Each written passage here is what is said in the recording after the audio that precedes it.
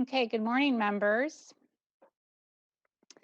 I'm going to call the Human Services Finance and Policy Committee to order, and I'm going to hand the gavel to Vice Chair Bonner as I go present another bill in committee. So members, I'm going to hand it over now, and Representative Bonner will take the roll and go through the minutes and start the committee. Thanks, Representative Bonner.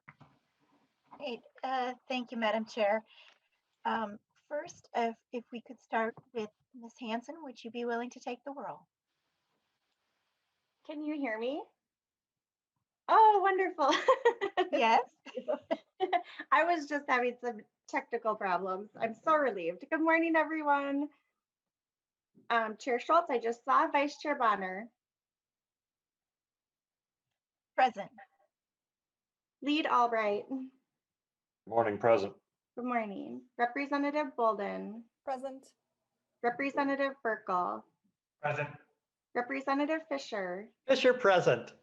Representative Frederick. Present. Representative Hanson. Representative Keel. Representative Liebling. Present. Representative Buller. Representative Noor. Noor, present. Thank you. Representative Novotny. Body's present. Representative Pearson. Pearson, present. Representative Pinto. Present. Representative Rasmussen. Rasmussen, present. Representative Robbins. Present. Representative Sandell. Present. And Representative Schumacher.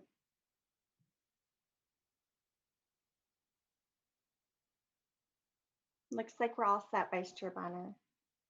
All right. Thank you, Ms. Hanson. And just as a reminder, we are calling this remote meeting or hearing to order pursuant to House Rules 10.01. With a quorum being present, would one of the members like to move the minutes from February 26th, 2021? Madam Chair, I'd like to move the minutes of February 26, 2021 for approval. Thank you, Representative Fisher. Just as a reminder to members, please unmute yourself to vote to accept the minutes. All those in favor? Aye. Any opposed? All right, the minutes have been moved. We do have a robust schedule today, so just a reminder to testifiers up front to make sure that you state your name and any affiliated organization for the record, and please try to confine your remarks to around 2 minutes. We do have 4 bills on the agenda today. So first, we're going to start off with consideration of House File 1432, which will be laid over for possible inclusion in the omnibus. Representative Fredericks, you are on the committee, so would you like to move your bill before the committee? Yes, Madam Chair, I'd like to move the bill before the committee. Wonderful. All right, Representative Fredericks has moved the bill before the committee. Seeing no amendments, Representative Frederick, would you like to tell us about your bill? Yes, thank you, Madam Chair. Members, here to talk about House File 1432, which is an update to the Vulnerable Adult Act. The Vulnerable Adult Act created our county-based adult protection system in Minnesota about 40 years ago. Similar to child protection, adult protection teams respond to reports of abuse, neglect, or financial exploitation against vulnerable adults who live in the community, not in long-term care facilities. In doing so, adult protection workers really wear 2 hats. They investigate a complaint and provide or offer appropriate services to protect the vulnerable adult or address the underlying problem. Most people are likely somewhat familiar with the licensing systems within DHS that regulate services for people, for home and community-based providers in long-term care settings like nursing homes or assisted living facilities. But adult protection services is different. They investigate and provide services for vulnerable adults who live in their own homes. Many of the perpetrators of abuse and neglect are family members, loved ones, or other trusted caregivers. Unfortunately, elder abuse and vulnerable adult abuse occurs most often in these settings and yet is severely underreported. Adult protection professionals are oftentimes put in tough situations or having to navigate complex family dynamics to investigate and make reports on maltreatment, refer cases to law enforcement, and where possible, provide social service connections to help address the underlying conditions contributing to the maltreatment. Now, lots has changed in the field over the last 40 years. And although the Vulnerable Adult Act has gone through changes, DHS is kind of leading a redesign process to update and modernize the law. The bill is, or this process is in the first phase, and it is a product of a multi-year collaborative approach that DHS has engaged in. They've worked with county stakeholders, disability and aging advocates and service providers, and other state agency representatives. The changes in this bill represent some of the suggestions with broad basis of support from participants. And Madam Chair, I would like to turn it over to Mary McGurran from the Adult Protection, who is a Adult Protection Supervisor from DHS.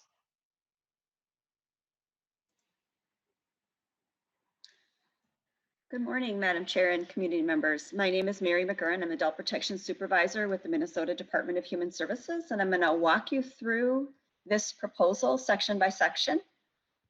We'll start with section 1, which is reporting. This section cleans up old language regarding reporting methods used by mandated reporters for consistency with the 2012 Reform 2020 legislation that centralized the state's common entry point system for reporting suspected vulnerable adult maltreatment to a single system operated under the Department of Human Services with phone and web-based reporting options for mandated reporters. Section 2 cleans up old language for consistency, again, with Reform 2020, the 2012 legislation, for the common entry point moving from a county-based reporting system to a state centralized system for reporting suspected vulnerable adult maltreatment. This authorizes report fields to collect information from reporters that support lead investigative agencies, which would be the Department of Health, the Department of Human Services, and county agencies, in making intake and screening decisions in response to the report of suspected maltreatment, in investigation of the person alleged responsible, and to provide immediate safety to the vulnerable adult who's the subject of the report. Section 3 is a requirement for each county agency to provide information to the public on the criteria used by that county's adult protection for decisions on which vulnerable adult maltreatment reports are screened in. Not every report that is made and referred to a county agency is accepted for investigation or adult protective services. And unlike child protective services, in adult protection or in APS, each county may apply their own unique guidelines to decide which vulnerable adult maltreatment report to accept or screen in, or which reports to screen out or not accept for investigation of the person alleged responsible for an allegation of physical, emotional, or sexual abuse, caregiver neglect, or neglect of the vulnerable adult by the vulnerable adult of their own needs, or financial exploitation. And this screening in decision also includes the simultaneous adult protective service interventions for the vulnerable adult to stop the maltreatment and prevent reoccurrence of the maltreatment. County prioritization guidelines take priority over standard decision-making tools and policy guidance offered by the Department of Human Services for making decisions that align with the statute. And this proposal will support the public and mandated reporters in understanding why a report that appears to meet the statutory criteria for adult protective services under the Vulnerable Adult Act was not accepted by the county, and will help reporters to understand the inconsistencies that they may be seeing across counties in adult protection service decisions. Section 4, this section applies to all lead investigative agencies, including counties, the Department of Human Services, and the Department of Health, unlike most of this proposal, which is specific to counties. This one is for all lead investigative agencies, and it provides statewide consistency across counties and lead investigative agencies.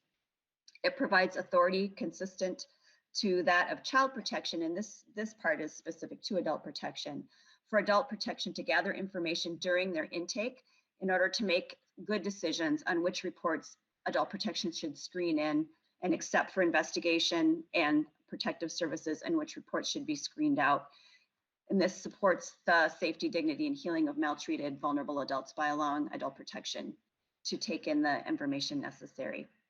This also supports safety and dignity for vulnerable adults by requiring that lead investigative agencies share information with the vulnerable adult or their guardian or legal surrogate about allegations of maltreatment that are accepted for investigation or services, so that they're aware that there was a report and that it is being investigated and services will be offered.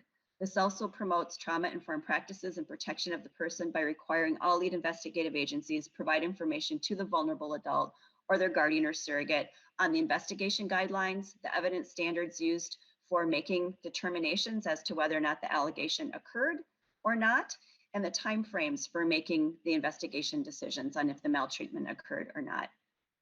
This section also improves consistency in person-centered practices by allowing adult protection to coordinate with other agencies, family members, service providers, and informal supports for the vulnerable adult who can help stop the maltreatment and prevent reoccurrence of the vulnerable adult being abused, neglected, or exploited. Currently, the Vulnerable Adult Act gives APS authority to share information to further an investigation, but not to share information with those who may be able to help protect the vulnerable adult, like a family. This also clarifies that when county is the lead investigative agency, the investigative findings that involve an unlicensed individual, like a family member, friend, neighbor, are not public, that the findings are not public, and that the investigation findings are provided to the person who was investigated, regardless of the finding. Currently, the Vulnerable Adult Act states that when the person alleged responsible is a family member or a friend or a PCA, APS involves the person being investigated only if the investigation is substantiated or determined true. And this means that if the investigation is inconclusive or false, the person alleged responsible is not required to be informed of the outcome. This can create trauma for the innocent person who is investigated and can impact family relationships. This clears that up and provides clear guidance for county agencies. It also provides authority for adult protection to notify the PCA agency of the investigation decision when an unlicensed PCA was alleged responsible. This safeguards vulnerable adults and prevents maltreatment. Section 5, this section prohibits the currently authorized practice that a family member or a guardian who's purported to be acting on behalf of the vulnerable adult may request the panel reconsider a determination of maltreatment of their own maltreatment of the vulnerable adult. And this will stop that so that guardians and family members who are determined to have maltreated a vulnerable adult no longer have the ability to ask that the panel reconsider their own maltreatment decision or their own maltreatment. And Section 6, this is a recommendation that was made to the legislature by experts and advocates who sit on the Vulnerable Adult Maltreatment Review Panel. And this came through in their annual report. This recommendation is based on the panel's experience of inconsistency in lead investigative agency interview practices, that vulnerable adults are not always consistently interviewed based on a decision about that person, that vulnerable adult's capacity. This section aligns with research that people with dementia and other cognitive impairments may still have the ability to express an experience of maltreatment and still may have the ability to express their opinions or thoughts or impacts. This supports the vulnerable adult's dignity and safety by requiring that all lead investigative agencies, county agencies, DHS, and MDH are consistent in investigative protocols for interviewing the reporter, the vulnerable adult, the person or facility alleged responsible, and requires that case managers, ombudsmen, witnesses, and other support persons are interviewed when appropriate to further the investigation. Section 7 protects vulnerable adults by allowing adult protective services to share data to engage informal supports like family or friends or other agencies or cultural service providers in the protection of the vulnerable adult, and makes culturally responsive service referrals for the vulnerable adult. It closes a loophole to clarify that the reporter's identity is protected at all stages of the investigation and services. And it prevents maltreatment and promotes safety of vulnerable adults and children by allowing adult protection to share information with advocates, federal and state agencies, and licensing boards when necessary to stop or prevent maltreatment. This section really lines up with the authority that we're asking for in a previous section to allow adult protection to share information for the protection of the person, not just for the investigation, and aligns the priority of the safety of the individual as high as the priority of the investigation of the alleged perpetrator. It's person-centered. Section 8 allows the establishment or allows authority for the county who organizes a multidisciplinary adult protection team to include organizations with relevant expertise on their team in addition to those that are currently listed in the statute. And Section 9 expands the functions of the multidisciplinary team, that it may include functions other than those that are limited to adult protection, so that counties can combine teams with related functions into their multidisciplinary adult protection team. The next sections relate to definitions. Section 10 is the definition of abuse. This establishes one standard for abuse of all vulnerable adults, regardless of their diagnosis and condition or their participation in licensed services. It's just a modernization of the definition, aligning with other current licensing statutes. Caregiver is the Section 11 definition. This is very critical to align the definition of caregiver, which is pertinent to allegations of maltreatment by neglect. This modifies the definition of caregiver to be consistent with our state policy that supports unpaid family caregivers by eliminating the presumption of responsibility for neglect by a family member of a vulnerable adult family member. This is based only on, the current statute is based only on the relationship of a family member, making them potentially responsible for neglect simply based on that relationship. This also aligns the definition of caregiver with other critical state policies in supporting unpaid family caregivers. And then Section 12 lines up with the changes that were made under Section 11 to create a separate definition of caregiver and self-neglect. Self-neglect is when the vulnerable adult is not meeting their own essential health or safety needs. And the point here is that whether or not a caregiver, a family member, a caregiver, anyone is responsible for the maltreatment or for the neglect, that it's addressed in one track or another, either through caregiver neglect or through self-neglect, so that we are making the necessary changes to support the vulnerable adult and address the actual neglect need. When a caregiver is not alleged responsible for neglect, yes. We're running a bit long and we need to get to the testifiers. Okay, we're good. The other 3 bills, could we? This is it. Speed it up just a little bit. This is it. That's the last one. I'm done. We're done. That's it. Okay. Thank you for that. Sorry to, this is such a critical area of statute, and it truly deserves a great deal of time. So I gave a little more leadway, but certainly we want to make sure we stay on time and get to all the bills we have today. With that, I believe we have 2 testifiers on the schedule for today. The first, Ms. Vikstrom, if you'd like to state your name and your affiliation for the record and proceed with your testimony, and please make sure to try and keep it to 2 minutes. Sure. Thank you, Madam Chair and members of the committee. My name is Amanda Vikstrom, and I am the Executive Director at the Minnesota Elder Justice Center. And we are a nonprofit organization providing advocacy services to older or vulnerable victims who experience abuse, neglect, and financial exploitation. 1 in 10 persons over 60 will be the victim of abuse at some point during their lifetime.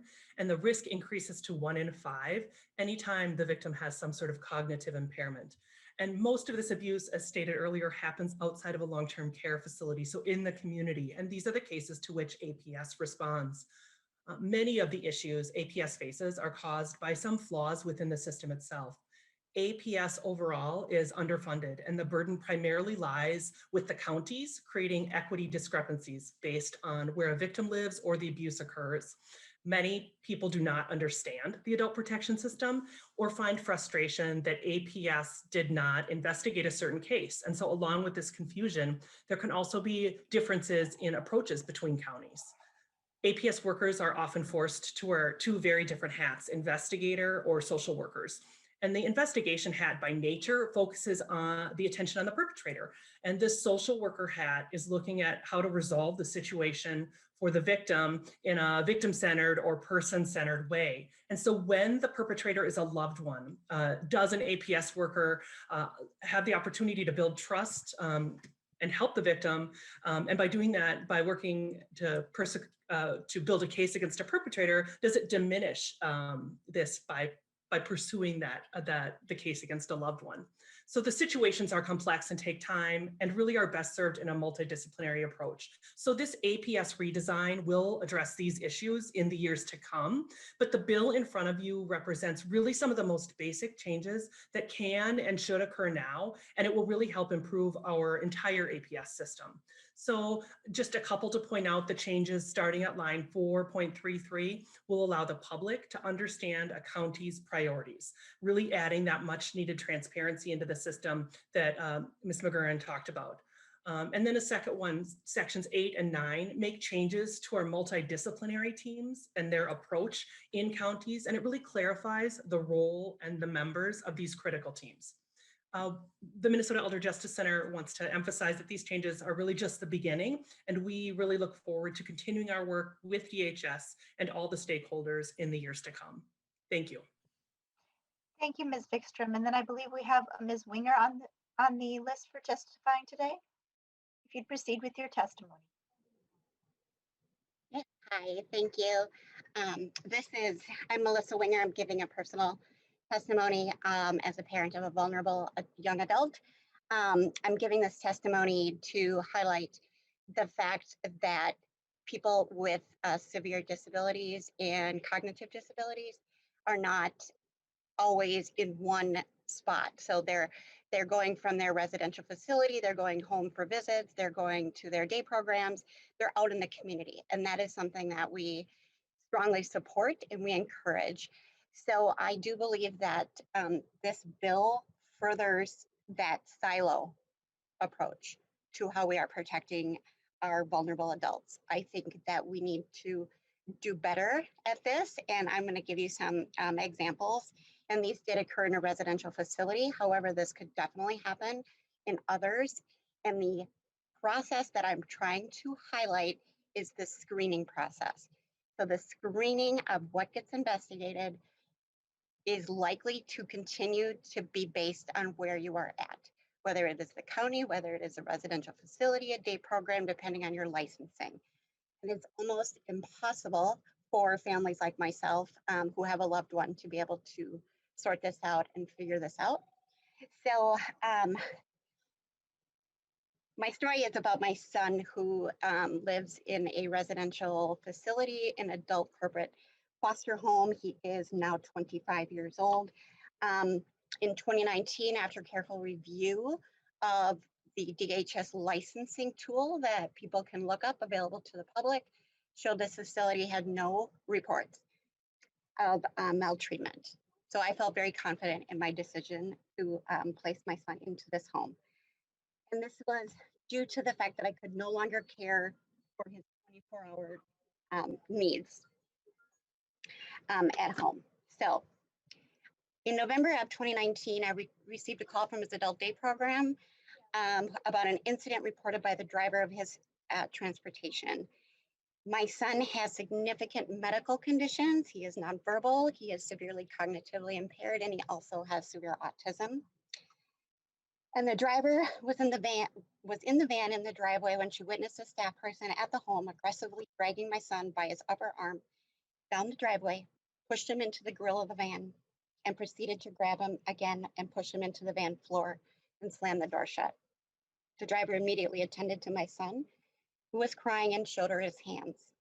He was missing a glove, and that's why he was upset and didn't want to go. The driver assured him that they would not leave until he had his glove, and after he was given his glove, he signed thank you and gave the driver a hug and wiped away his tears. It is also of note that my son had a boot on his foot because of a broken foot that was still being investigated by the facility as to what occurred. And at that point, I did not realize what my options were for reporting. I thought I had to report at the facility level, and they were currently looking at that incident, which to this day has not been resolved. Thank you, Ms. Winger. Well, hold on one second. Can I go a little more? Sorry. I just want to say that after calling the adult intake reporting line, gave all the information, and I got a templated letter that stated that after careful review of the information, gathering additional information, it was determined there will be no further action on your report by the Division of Licensing. and your report will remain for 3 years. And if additional reports are received, the report will be reviewed and whether to determine if there is a pattern. Less than a month later, his father picked him up and my son was covered in significant bruising, both arms, hand, foot, and hips, and there was no documentation.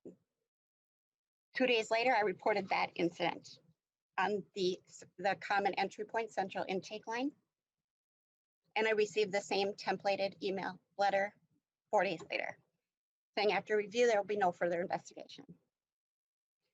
There's also on these templated letters, no additional action that I can take on my part to review. I do not see any change in this, whether it's at the county level, whether it's at the licensing level, at any level, that this screening process, especially when using the same common entry point, will be changed. There's also significant language in the report that also look at, that they may look at previous incidences. This will also require that counties see if there was incidences reported in any other licensing, DHS, MDH, anything. So I do have significant concerns about what is being screened in and what is being screened out. And it appears that that regulation will still be up to individual licensing agencies. And that in this incidence, even happening in a county situation, I believe will still happen with the proposed changes. And that is unfortunate thing. I think we can do better, we can do more, and we can streamline this. So anywhere that this vulnerable adult is in Minnesota, if they are abused, maltreated, neglected, will have the same priority across the entire system.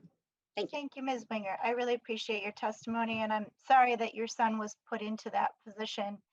I know we want to try to get through as quickly as possible. We do have 3 other bills, but do we have any questions from members on the bill?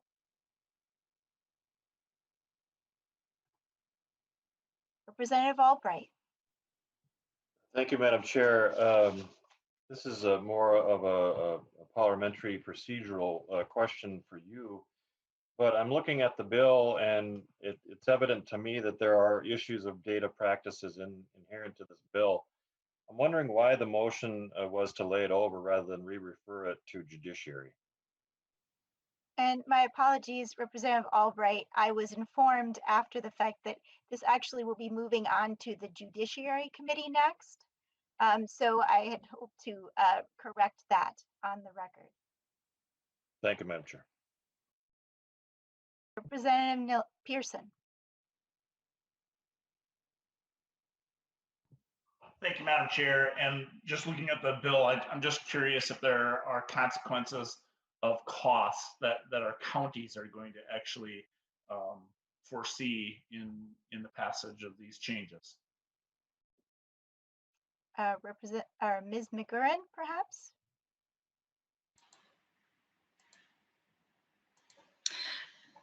Madam Chair, Representative, committee members, we do not believe that there are costs for counties. They currently have prioritization guidelines. This is making them public. This is making practices across counties consistent. Thank you, Ms. McGurran. Representative Pearson, did you have a follow-up? No, thank you, Madam Chair. Thank you. And Representative Albright, you still have your hand up. Did you have an additional question before we move forward? No, Madam Chair, I do not. All right, thank you. Well, with that, I will actually correct the record.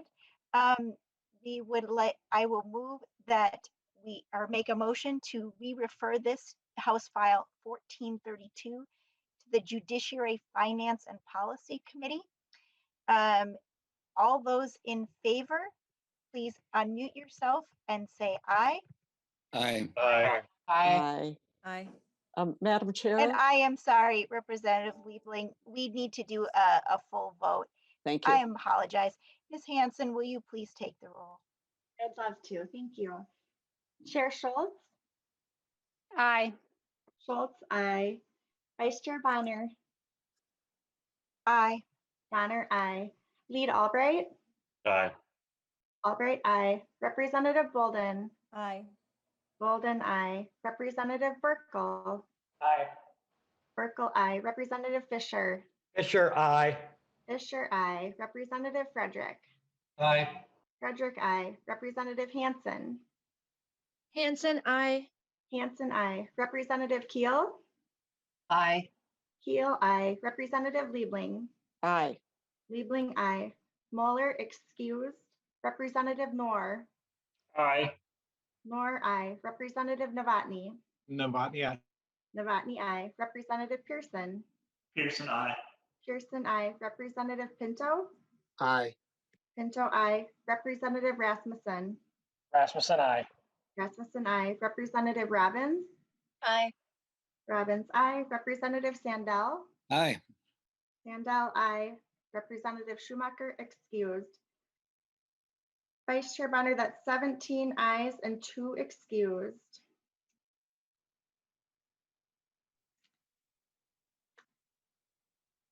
You're You're on mute. muted. Apologies. Thank you, Representative Fredericks. Then this 1432 will be re-referred to the Judiciary, Finance, and Policy Committee. And it does appear that we have Chair Schultz back, so I will pass the gavel over to her.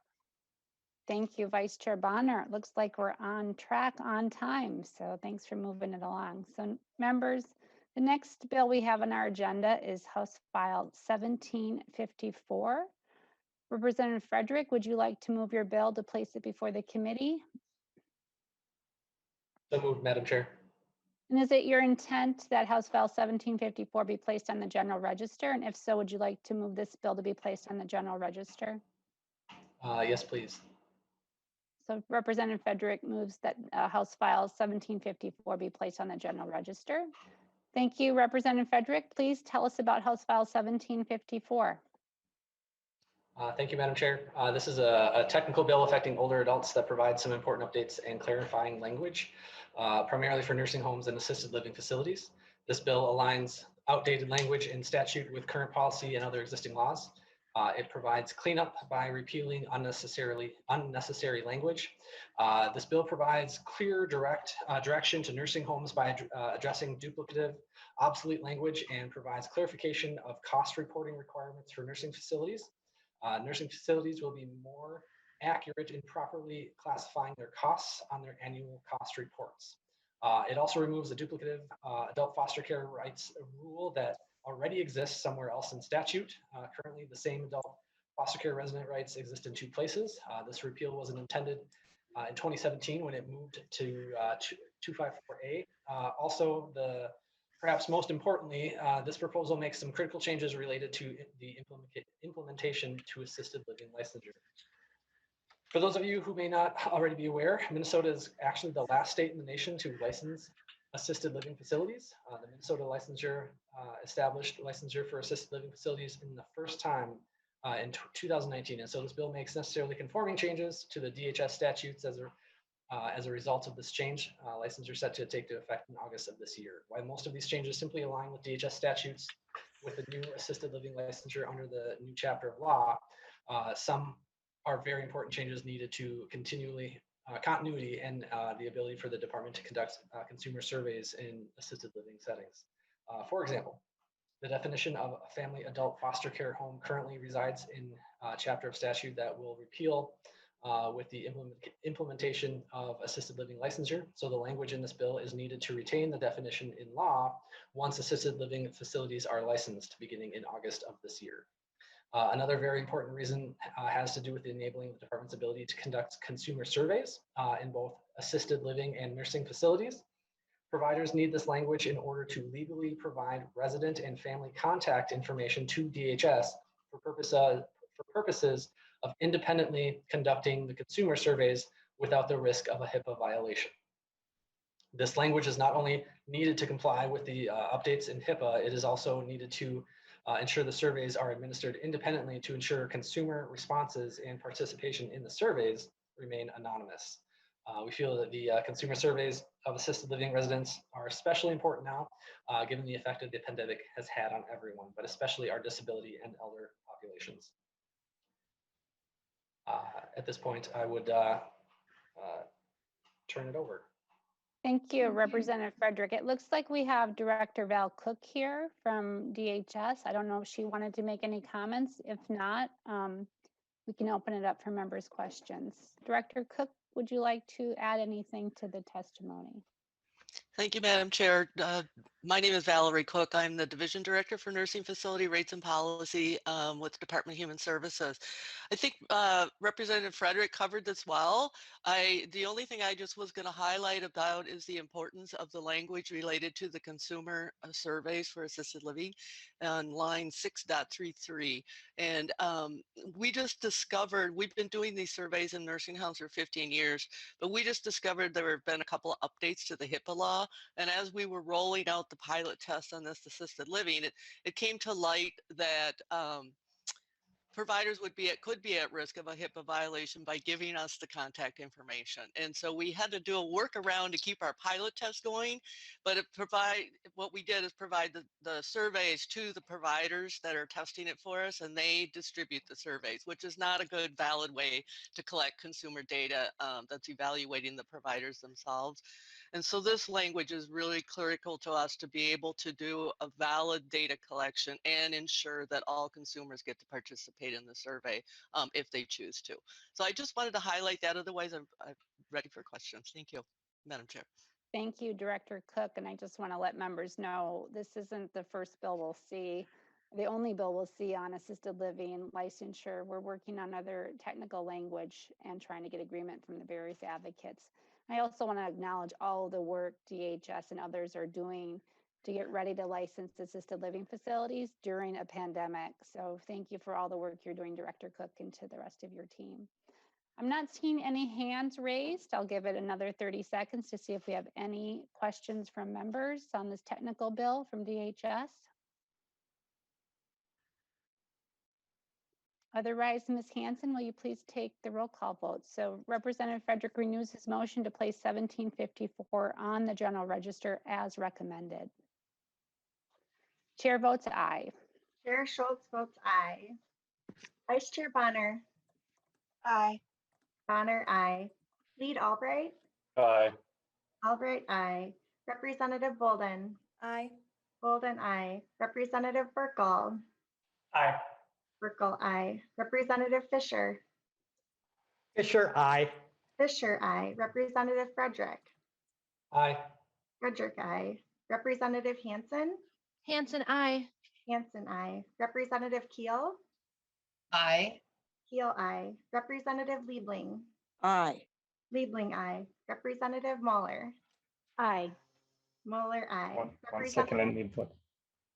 Representative Noor. Aye. Noor, aye. Representative Novotny. Navadi, aye. Novotny, aye. Representative Pearson. Pearson, aye. Pearson, aye. Representative Pinto. Aye. Pinto, aye. Representative Rasmussen. Rasmussen, aye. Rasmussen, aye. Representative Robbins. Aye. Robbins, aye. Representative Sandell. Aye. Sandell, aye. And we have Schumacher excused. So that's 18 ayes and 1 excused, Chair Schultz. Thank you, Ms. Hanson. The motion is approved. So thank you, Representative Frederick, for the work you're doing on that bill. And now it is on the general register. So next, members, we have House File 1287. The chair moves that House File 1287 be moved before the committee and be re-referred to the Committee on Judiciary, Finance, and Civil Law. Representative Hollins, I see that you have an amendment. Would you like to move? I believe it's the A1 amendment to get it in the shape you'd like. Yes, Madam Chair, that is what I would like to do. Thank you. Thank you, Representative Hollins. So I will move the A1 amendment to House File 1287. Representative Albright. Thank you, Madam Chair. I was wondering if Representative Hollins, I appreciate the fact that she wants to move the A1 to get the bill in the shape that she would prefer. Certainly respectful of that. I'm just wondering if prior to the vote that we could just have a little more information regarding the amendment. Certainly supportive of that, but from a form and function, just making that knowable to the members of the committee. Thank you, Representative Albright. Representative Hollins, would you like to describe the A1 amendment for us? Absolutely. Thank you. I appreciate the opportunity, actually. So what this amendment does is it amends the language on probation and paroles. So it allows counties to receive information about parole and probation requirements of individuals applying for a license. If those individuals agree to sign a waiver of consent. It also it works on the TPR language, so the termination of parental rights. So it changes current law to be more restrictive. So it now requires that individuals who have had a prior involuntary or voluntary termination of parental rights will be barred from qualification for 20 years. We recognize that it's likely that DHS and the counties will need to plan for this shift in the law through new guidance before the bill is implemented in 2022. Including publication of the new requirements to notify that those impacted are who are not likely to be aware of the change. And then the final thing that this amendment does is it requires DHS to create foster care guidelines for counties to ensure consistency in licensing practices around the state. And the guidance, this guidance and the new standards must be in place by 2023. Thank you, Representative Hollins. I know a lot of work has gone into this bill, this legislation by Representative Hollins and by Representative Rena Moran last year. And I really thank them for doing the work here. I know this had bipartisan support in the past, and I believe it does again. Are there any questions to the A1 amendment? Representative Albright. Thank you, Chair. Representative Hollins, thank you for the explanation of the amendment. I'm just curious whether or not the county attorneys support the language within the A1 as you move forward with the addition of it to your bill. Representative Hollins. I'm trying to remember.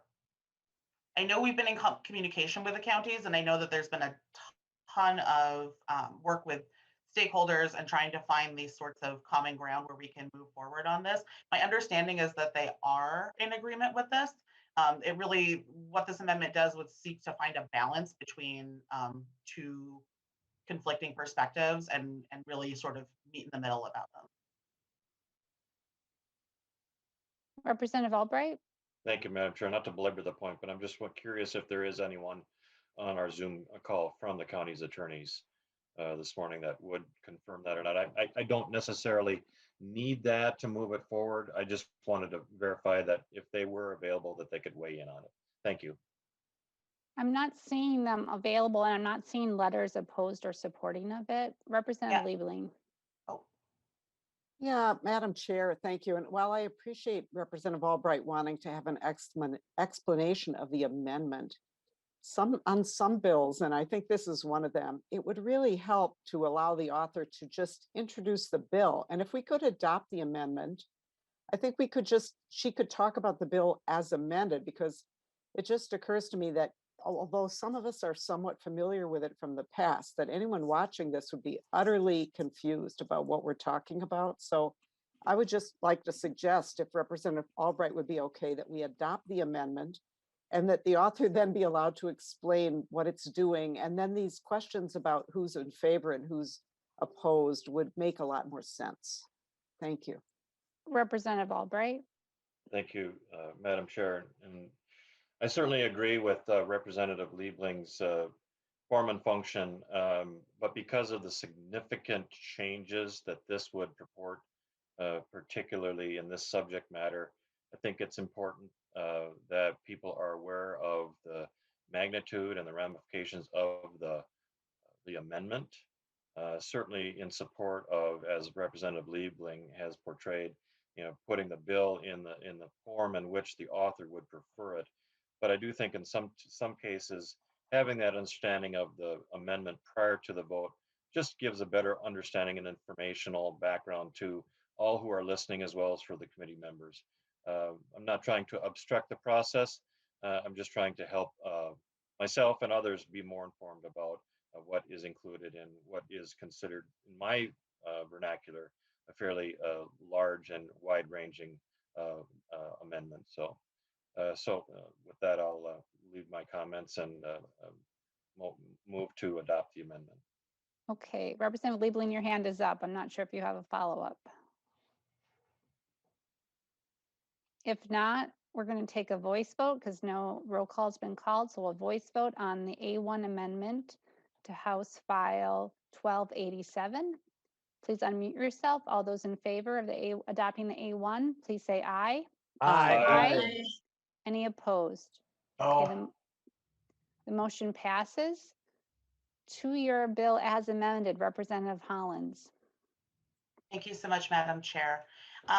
So as Representative Liebling mentioned, there are many people are probably familiar with this bill. It's been worked on for many years at this point, and I think we've really come to a great understanding and some compromises on this. So I'm excited to move this forward.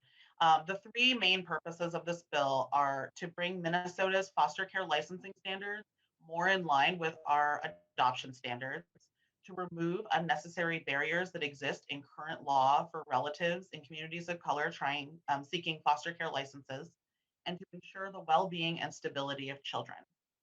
So under current law, our foster care licensing standards and processes create many more barriers for individuals, including relatives, than our adoption standards. This inconsistency creates problems placing children in permanent safe homes, and it isn't good for family preservation or child well-being. This bill also brings Minnesota in line with the current federal policy and recommendations relating to foster care licensing and background checks. It's time for Minnesota to rethink the way we license foster care providers. Unlike providers requiring DHS license, other providers requiring DHS license, family foster homes are not a business. They should be a safe haven for children who cannot live at home. And for communities of color, the statutory barriers in our current foster care licensing statute have an even greater impact. This law would help remedy that disparity.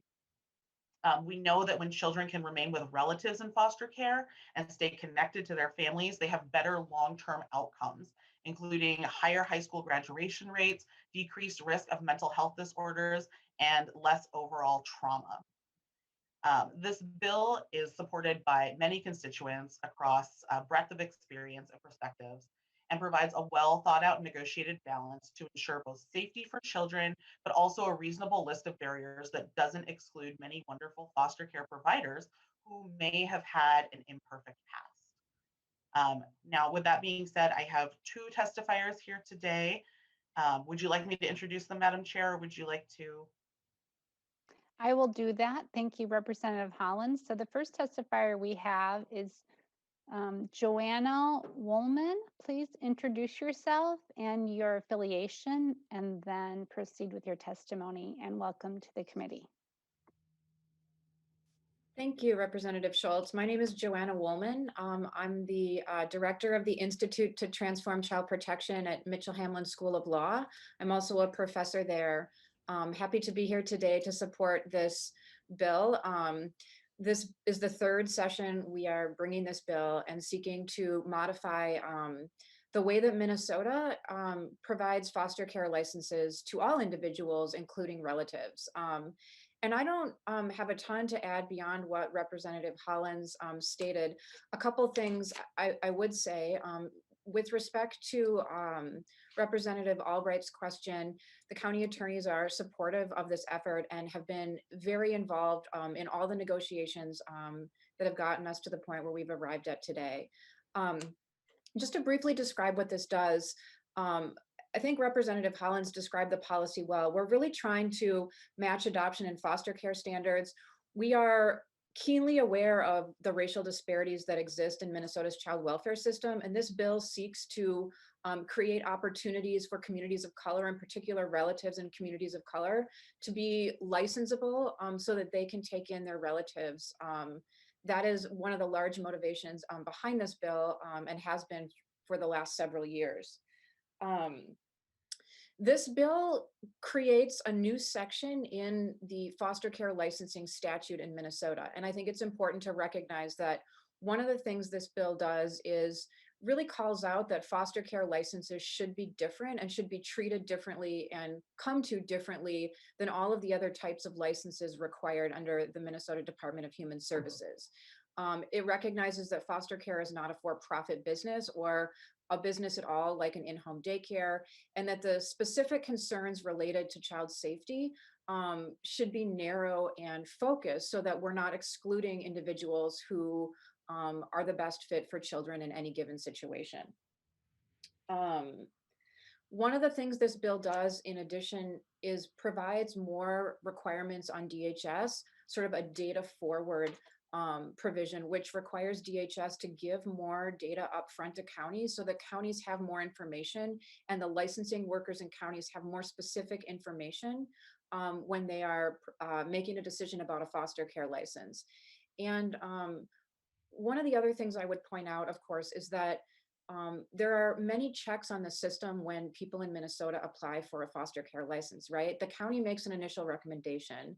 The Department of Human Services is ultimately responsible for providing that license based on the county's recommendation. So that's a check. And then for cases that are involved in our child welfare system, of course, there's a judicial oversight over any placement of children that happens in Minnesota. I don't have much else to offer. I'm completely happy to answer questions. I would just say this has been a long road. We are happy to be here. I personally would just like to thank all of the stakeholders and individuals who came together to work on this bill over the last 3 years. Thank you so much, Representative Hollins and Representative Moran. Look forward to answering any questions. Thank you, Professor Woolman, and thank you for all of your expertise and working on this bill as well.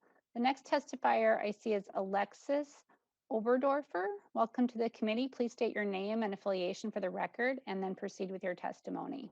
Thank you, Madam Chair and members of the committee. My name is Alexis Oberdorfer. I'm the president of Children's Home Society of Minnesota and the associate vice president of Lutheran Social Service of Minnesota. I represent two of the longest standing foster care and adoption programs that have existed in Minnesota dating back to the 1800s. I have over 25 years of professional experience in child welfare. And in any given year, we place over 200 children in foster care and adoption placements. Regardless of which door a family enters, there should be parity in the criteria that we use for foster care and adoption background checks. In 2018, we partnered with Metro County to assist kinship caregivers that needed to be licensed where they were considering caring for a Black child who had entered foster care. In that year, we served 34 families, and approximately 25% of those families needed to request a licensing variance. We witnessed how the foster care licensing criteria creates barriers for the BIPOC community. There were two cases, an example that really stood out to me. The first case is Aunt Addie. She came forward to care for her niece and her nephew, and she ran into a background check issue with a charge from 15 years earlier for a check fraud. She had paid restitution. She didn't expect to see this. We supported her in seeking that licensing variance, and it was granted. She became an amazing resource for these two young kids, ages 1 and 3. She provided the continuity to their family. She mitigated trauma that they would have experienced if they were placed with a non-relative caregiver. And ultimately, these kids were reunited with their birth father. Grandma Joy was another caregiver that we worked with. She was the grandmother who needed to step in and care for her granddaughter. She had just lost her daughter to an opioid overdose.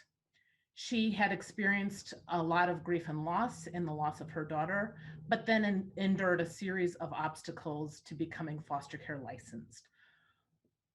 She's caring for her 5-year-old granddaughter, and she's needing to figure out how to get through the system. So she found out that there was a 12-year-old charge for economic assistance fraud in her background that was holding her up from getting licensed. We helped her seek a variance as well. She did become licensed in the fall of 2018, and in 2019, she ended up adopting her granddaughter. I asked my management team about what our data looked like for non-relative foster care and adoptive families, and they informed me that less than 5% of the families that we worked with needed to seek variances to be able to become licensed. Research research shows that relatives and kin are oftentimes the most stable placements. They promote resilience for children and youth in out-of-home placements. We appreciate looking at and changing the criteria for the background study process to mitigate any further disparities that BIPOC communities experience in child welfare and helping them become foster care licensed, particularly for relative and kin. I urge you to pass House File 1287. Thank you, Madam Chair and members of the committee for your time today. Thank you, Ms. Oberdorfer, and thank you for all of the work you and your team are doing, and we appreciate it. And thank you for also giving us those examples, those concrete examples. The next testifier I have is Kate Rickard. Please introduce yourself, your name and affiliation, and begin your testimony, and welcome to the committee. Thank you. Madam Chair, members of the committee, my name is Kate Rickard. I'm a senior director at St. David's Center Foster Care, and I'm here representing Aspire Minnesota in addition to Quality Parenting Minnesota. I would like to thank you for this opportunity to testify on behalf of House File 1287. Reform to our licensing process is vital to reduce the barriers of fostering for families and ultimately the community. Community-based foster care organizations, which is a private agency that supports and provides oversight for licensed foster parents, values the licensing processes changed indicated in this legislation. Removal from home is an adverse childhood experience for our children. Our goal, when this is deemed necessary for safety, should be on preserving and healing relationships for the child and parents. The modifications outlined in this bill can reduce the stress and chaos when an out-of-home placement is required. Our QPI communities in Minnesota are working hard to improve the experience of foster care through excellent parenting and developing meaningful relationships that last beyond out-of-home placement. As we elevate the lived experience voices, those of the youth, the parents, and our foster parents within the foster care system, as experts to generate solutions to barriers, the need to make accommodations and look at kinship families through their individual lens is necessary. Over the past 9 years in my work at a private agency, I have seen changes in the focus from moving from non-relative homes and looking to relatives and kin as the priority. This is a positive shift for children and families, and this legislation honors that individuals can change and evolve, and that indiscretions of the past do not reflect abilities of today. We must align our policies to the best practices for children and families. Community foster care providers have been active in supporting this proposal and appreciate all of the expert voices who have shaped it. By reducing barriers in the licensing process, we will no longer have to inform families that they are unable to care for their grandbabies due to circumstances when they were 18 years old.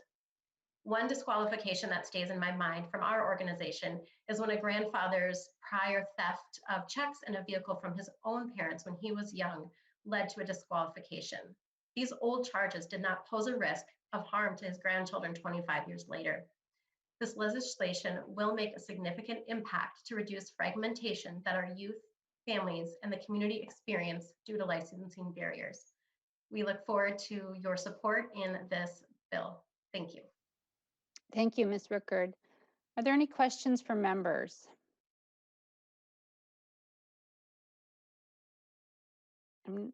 Representative Albright. Thank you, Madam Chair. Thank you for the testifiers. And Representative Hollins, thank you for indulging me with form and function at the initiation of your presentation. This is an issue that really invokes strong passions on both sides, and it certainly invokes the heritage of who is to raise children, but they should be raised in a safe and supportive environment. And with that, and particularly in conversations I've had with the county attorney's office in Hennepin County, I support this initiative, and I'll be adding my name as a co-author. Thank you, Representative Albright. And I believe you were a co-author last session as well, so we appreciate that. Any other questions from members? Not seeing any. Representative Hollins, any closing comments? I would just like to thank you, Madam Chair, and thank the committee and my testifiers today. This has been a really long process and I cannot take credit for it. As you know, I'm very new to the legislature, but a lot of hard work has gone into this and I think we have a really good, solid bill. So I appreciate any and all support that you would give to it. Thank you. Thank you, Representative Hollins. So the chair I renew my motion to re-refer House File 1287 as amended to Judiciary, Finance, and Civil Law Committee. We are going to take the roll call. Ms. Hanson, the chair votes aye. Aye. Vice Chair Bonner. Aye. Bonner, aye. Lead Albright. Aye. Albright, aye. Representative Bolden. Aye. Bolden, aye. Representative Burkle. Aye. Burkle, aye. Representative Fisher. Fisher, aye. Fisher, aye. Representative Frederick. Aye. Frederick, aye. Representative Hanson. Hanson, aye. Hanson, aye. Representative Keel. Representative Liebling. Aye. Liebling, aye. Representative Mueller. Aye. Mueller, aye. Representative Noor. Yes. Noor, aye. Representative Novotny. Devani, aye. Novotny, aye. Representative Pearson. Pearson, aye. Pearson, aye. Representative Pinto. Aye. Pinto, aye. Representative Rasmussen. Rasmussen, aye. Rasmussen, aye. Representative Robbins. Aye. Robbins, aye. Representative Sandell. Aye. Sandell, aye. Representative Schumacher, excused. Representative Keel. Keel, aye. Keel, aye. Thank you. Hmm. That's 18 ayes and 1 excuse, Chair Schultz. Thank you, Ms. Hanson. The motion passes. Thank you, Representative Hollins. You're on your way with your bill to Judiciary, and good luck. Okay, members, wow, we are ahead of schedule. So the next item on our agenda is House File 1484, but first I'm going to move to adopt the division report from the Preventing Homelessness Division. It's before the committee. This is a voice vote. So all those in favor of adopting the division report, please say aye. Aye. Aye. Aye. Any opposed? Nay. Okay, the division report is adopted. So members, this bill, House File 1484, has been discussed extensively, and the policy has, in Preventing Homelessness Division. But with that said, I'm going to move House File 1484 to be re-referred to the Labor, Finance, and Policy Committee. Representative Keeler, welcome back to the committee. Please tell us about your bill, House File 1484. Thank you, Madam Chair and members. I'm excited to be here to talk about this with you. House File 1484 is around creating micro units on sacred spaces. What we know and what we've learned in Preventing Homelessness Committee is what I'm sure we all know is that homelessness is a massive issue spanning across multiple areas of our state, and everybody has a different story. It is going to take a massive collaboration for us to work together to solve homelessness and actually prevent it. So what this bill is our faith-based organizations have stepped up to the challenge and want to be a part of this movement. We are really excited about this. We passed it unanimously in Preventing Homelessness, and we have really strong bipartisan buy-in over in the Senate. Senator Housley is authoring it over in the Senate, and we are working with multiple different agencies to move this forward quickly, hopefully. Also, the nice thing about it is that this is no cost to the state. The faith-based organizations and nonprofits are the ones that are going to fund this. We really just need to work on a couple tweaks in our codes to make this accessible. And so with that, I know that we have a short amount of time, and we did have a pretty extensive conversation about this, but I'll just end with the fact that everybody deserves a home. Everybody deserves a safe space to go at the end of the night with a roof over their head. We know that that in itself plays a role into so many of these other issues, whether it's around education outcomes, healthcare outcomes, and many more. So, Madam Chair, I will pass it over to the two testifiers that I have here today. Thank you. Thank you, Representative Keeler. The first testifier I have is Ann Krisnick. Welcome to the committee. Please state your name and affiliation for the record and then proceed with your testimony. Good morning, Madam Chair, members of the committee. I'm Ann Krisnick with the Joint Religious Legislative Coalition. And this issue came to us from a number of faith communities that wanted to, in a very concrete way, address chronic homelessness in their area.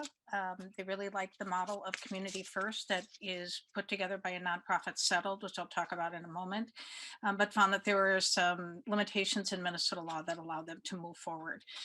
So really what this bill does is it looks at people who've experienced chronic homelessness and said, instead of just saying we're going to provide a place for you to sleep, we want to provide you a community where you are invited and welcomed and a place where you can belong. Because a lot of these people have experienced serious trauma, many adverse experiences, both in childhood and often into adulthood.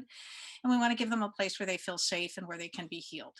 A key component of this, aside from the no cost to government, is that we have missionals, which are people who are called to live out this need to love their neighbor in a really profound way. And so these are people who are housed and they're choosing intentionally to be part of a community that is made up of both housed and unhoused people. So these people give up their home or their apartment. We have a community in St. Paul that's ready to move forward. And one of the missionals there is a single woman with that is living on her own, and the other is a couple with 2 small children. So there'll be 6 units and 2 will be filled by the missionals. If you look at structurally, they are built around either a church building as the common house, or they may have a separate building. There's a unit in Forest Lake that will be focusing on homeless veterans, and they'll actually build a separate space as a common house. And in that area, there are full bathrooms, showers, laundry, full kitchen, places to eat together, to gather, as well as private rooms to meet with a caseworker or a mental health professional. And that space is available 24/7.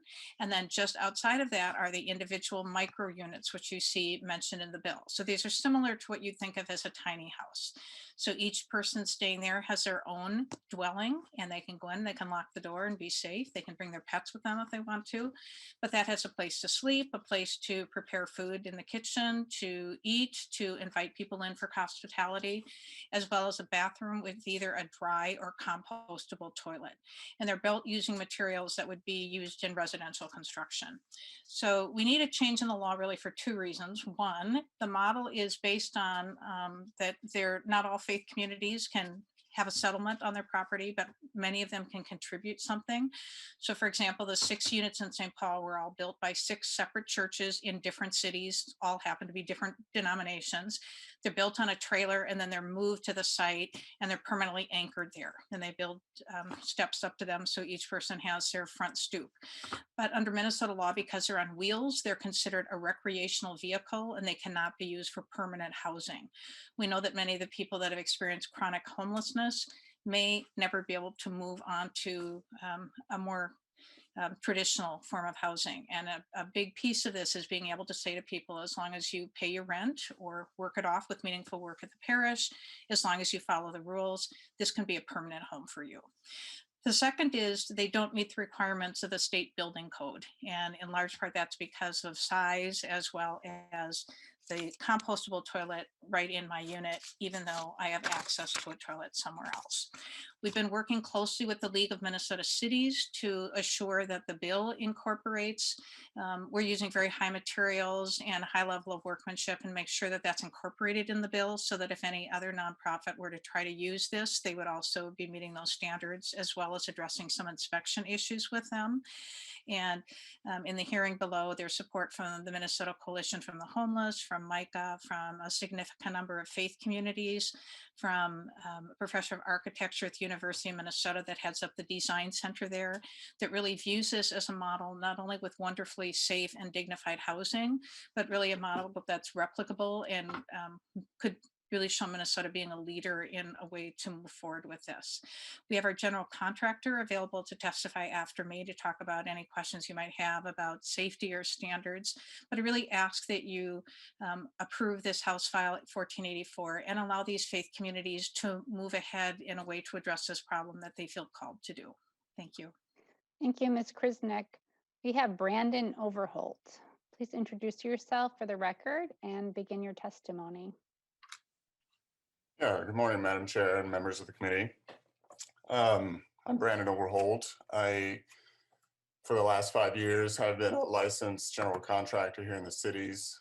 I've grown up Mennonite. I've been around building basically my whole life. I started holding a job.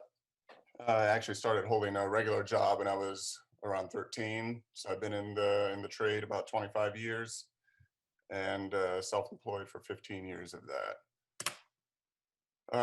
As far as these micro units and how they're built, I would just like to emphasize the fact that they are built with like normal materials that we use for building real houses that people live in.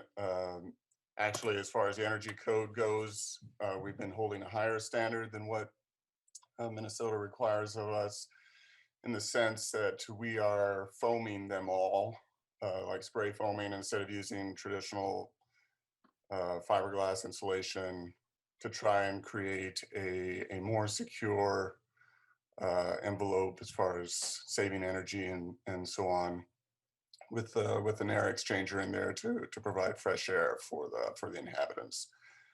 The materials like windows, doors, things like that, the components that go into actually creating the house are of familiar quality, like Marvin and Anderson windows and doors. I think you're probably familiar with that. So most of them are built in Minnesota here. Yeah, just they're really beautiful. They provide dignity. It's not just a little shack for people to go into and to sleep. I think it's a beautiful space for them to maybe, require some inspiration into whatever opportunities life may hold for them in the future. I think that's it. Thank you, Mr. Overholt, for being in front of our committee today and testifying, and for working on this initiative. I see a question from Representative Sandell. Thanks very much, Madam Chair, and Representative Keeler for bringing the bill. It sounds like a terrific program. I have just a couple questions. One, have the allies and participants in this been working with the housing authorities, for example, in Minneapolis and St. Paul? And second of all, do the adults or any of the adults that will occupy these small homes have children with them? Thanks. You, Representative Sandell. Ms. Krisnick or Representative? Go ahead, Ms. Krisnick.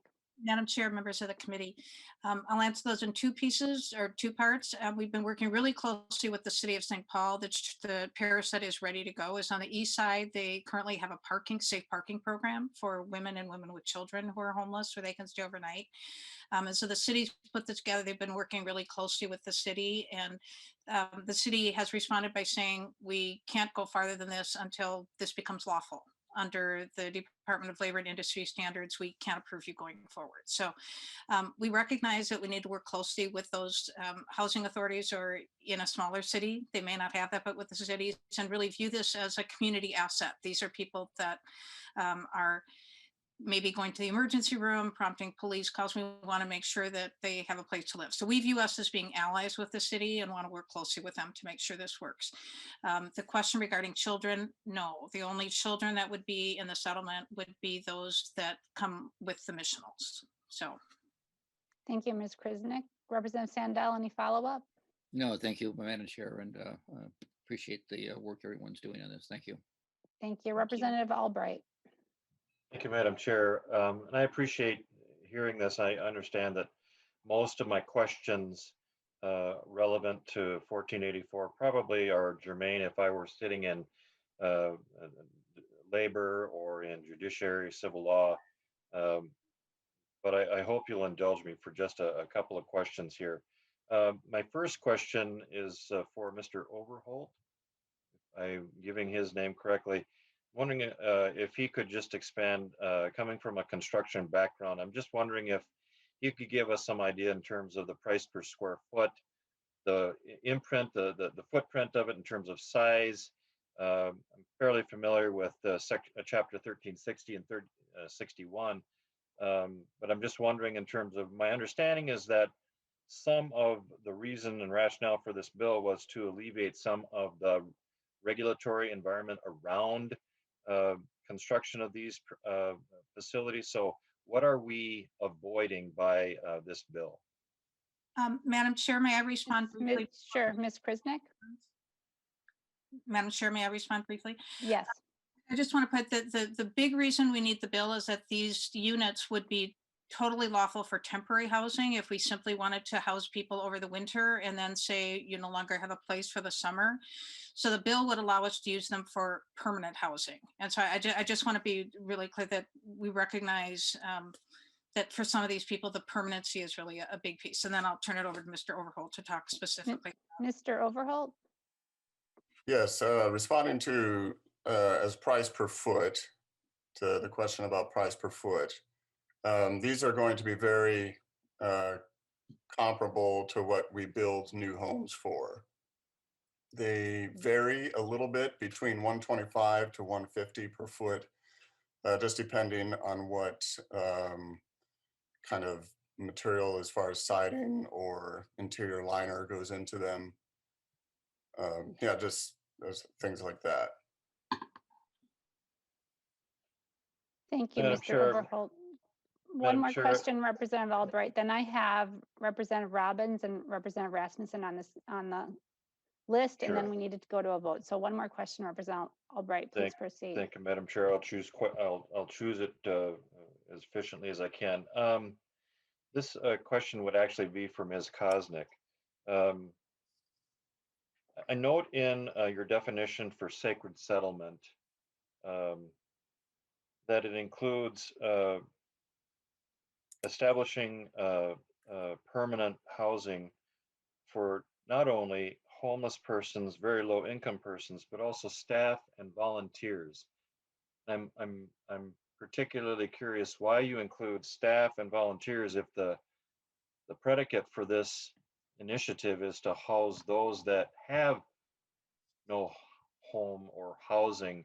And just as an initial, I'll add just one thing in terms of, you did not articulate in terms of which religious institutions currently are interested in this other than just naming them by community. I'm wondering if you could elaborate on that point. Ms. Yeah. Krisnick? Yes, Madam Chair, Representative Albright, two comments. The draft the amendments, once we incorporate those on construction matters as well, we'll change that language from staff and volunteers to use the word missional and then define missionals as someone who's intentionally choosing to live in part of this community in lieu of other permanent housing. So we have no intention of this just being a church could set up one home for a youth pastor, for example. With regard to your second question, and I'm drawing a blank, I'm so sorry. Which organizations are? Currently, the two that are most ready to go is Mosaic Community Christian Community, which is on the east side of St. Paul, and Faith Lutheran Church, which is located in Forest Lake, which will be focusing on homeless veterans. Currently, all of the people or all of the organizations are Christian churches, but under the statute, it would be something that could be a mosque or a synagogue or a Buddhist temple or any other religious organizations. But we specifically wrote that to try to limit it to not having every nonprofit be able to do this at this point. We're trying to have a very limited scope. Thank you, Ms. Krisnick. Representative Robbins. Thank you, Madam Chair. Thank you to the bill author and the testifiers. So I want to be supportive of this. I think it's a great idea. My church has been active for many years in community things like this and homelessness and a food shelf. So I care about this issue a lot. But I also have some concerns about, first, you kind of mentioned that the reason we need a state law, not just let this be up to cities, is because of a dolly provision. So I'm interested in understanding why this can't be handled city by city. And then under that rubric, will neighbors be consulted? I mean, this could be kind of a disruptive thing in a community. And so, how will that be addressed? And also, if this was a mobile home park or something more permanent, and it was a business, they would have to carry insurance and have liability protections. And I'm just concerned for churches how what this will mean for them if there's, you know, a drug overdose or some sort of adverse event in one of these communities, what their liability will be. There's no description of any liability or insurance requirements in the bill. Thank you. Thank you, Representative Robbins. Ms. Krisnick? Madam Chair, Representative Robbins, the reason we need a change is currently anything on wheels is considered temporary housing.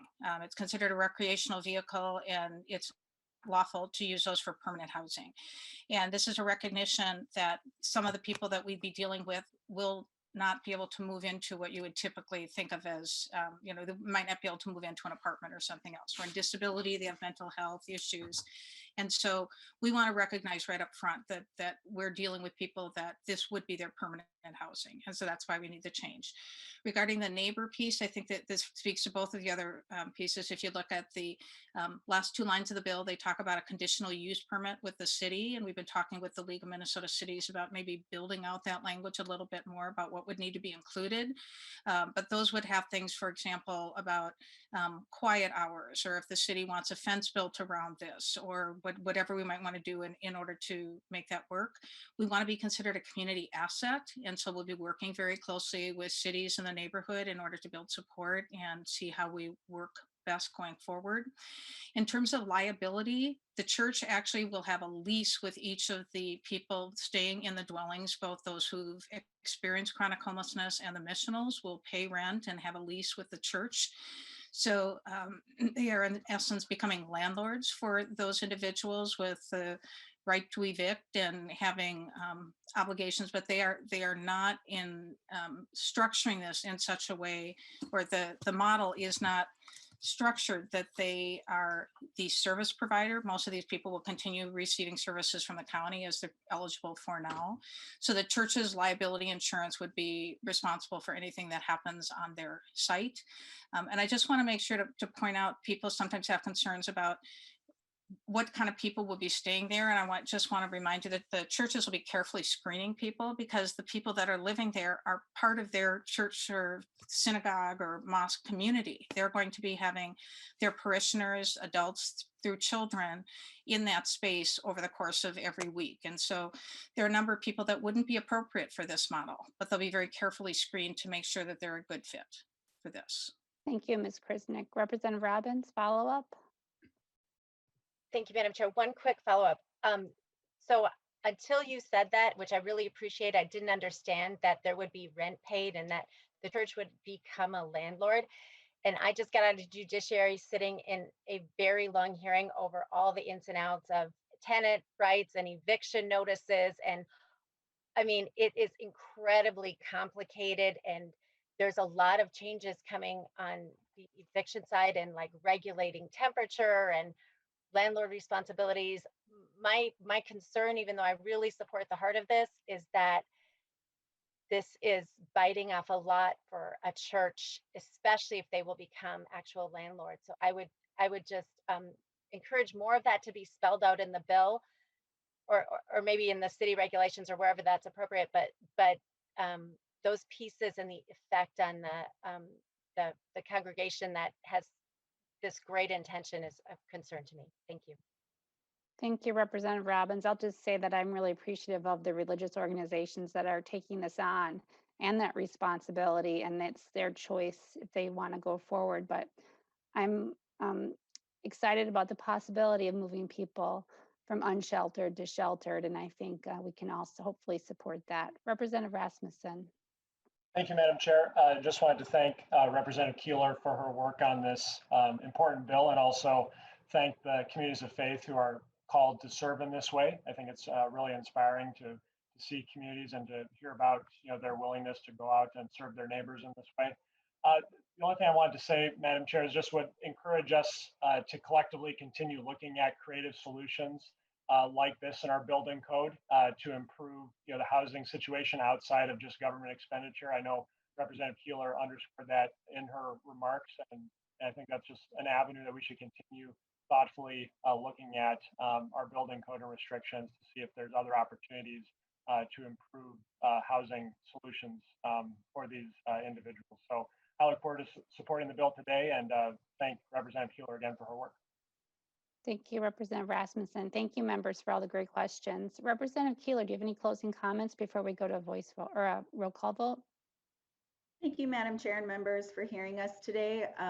We're doing our very best to think outside of the box because this is such a massive issue. I think each and every one of us have some sort of homeless concerns in each of our communities. And so we're just doing our best to start this massive conversation. So I've took a lot of notes on all the suggestions and things and concerns that you have brought up, and we will continue to work on this.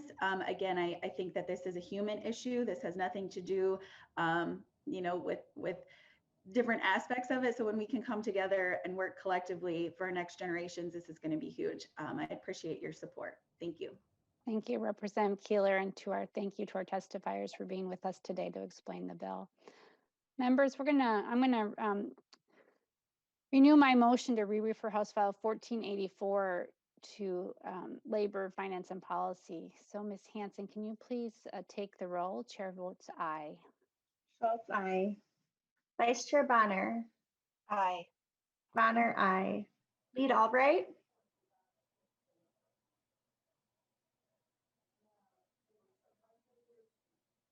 Representative Bolden. Aye. Bolden, aye. Representative Burkle. Aye. Burkle, aye. Representative Fisher. Fisher, aye. Representative Frederick. Aye. Aye. Fisher, aye. Representative Frederick, aye. Representative Hanson. Hanson, aye. Hanson, aye. Representative Keel.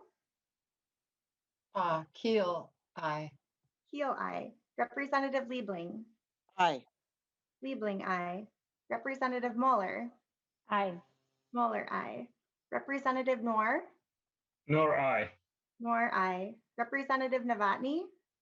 Novotny is I. Novotny, aye. Representative Pearson. Pearson, I. Pearson, aye. Representative Pinto. Aye. Pinto, aye. Representative Rasmussen. Rasmussen, aye. Rasmussen, aye. Representative Robbins. Aye. Robbins, aye. Thank you. Representative Sandell. Aye. Sandell, aye. Representative Schumacher. Schumacher, aye. Schumacher, aye. Representative Albright. My apologies. That's Albright votes aye. Albright votes aye. Chair Schultz, that's 19 ayes. Thank you, Ms. Hanson. The motion passes, and thank you all. So members, we have several bills on the agenda for tomorrow at 10:30 on child safety. And then we are going to recess and come back at 6 o'clock on Wednesday to hear additional bills. I'm also going to waive our committee rules to allow bills to be added for Wednesday evening, to add testifiers and to add the ability to send out handouts. So we're just trying to move and hear as many bills as we can before the first few committee deadlines. So members, please put that on your calendar for tomorrow, 10:30, then we'll recess and come back at 6 p.m. Wednesday evening. And with that, members, we are adjourned. Thank you, everyone.